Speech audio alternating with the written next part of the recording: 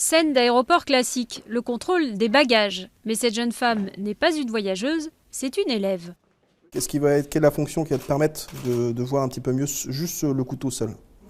Vanessa est ici pour apprendre le métier d'agent de sûreté aéroportuaire. Le bagage doit être positionné d'une certaine manière pour avoir une bonne visibilité. La formation dure 177 heures de théorie et de pratique. Comment détecter des engins explosifs dans une valise ou comment fouiller un avion. Il faut faire attention parce que ici, on a un creux. Et qu'est-ce qu'on peut mettre à l'intérieur? Des armes blanches. On pourrait très bien positionner quelque chose à l'intérieur comme une lame de rasoir scotchée. Je vous rappelle que les attentats du 11 septembre 2001, c'était quand même des simples cutters qui a permis de détourner l'avion. Et à chaque attentat, ces nouvelles mesures de sécurité. Le contrôle des chaussures après la tentative à Roissy-Charles de Gaulle d'un monsieur Richard Reed qui était passé avec des chaussures piégées.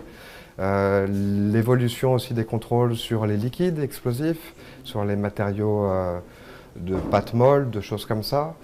Depuis les attentats de 2001, le coût de la sûreté aéroportuaire en France a été multiplié par plus de 8.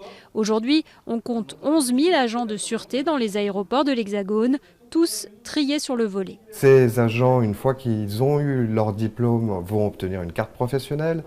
Ils vont devoir obtenir un badge aéroportuaire suite à une nouvelle enquête et ils vont devoir obtenir un double agrément du préfet et du procureur de la République. Donc beaucoup d'enquêtes en effet sur eux. Mais comme l'a encore prouvé le dernier attentat de Sharm el-Sheikh, la sûreté n'est pas infaillible. La difficulté du métier étant d'assurer un maximum de sécurité sans empêcher les avions de partir à l'heure.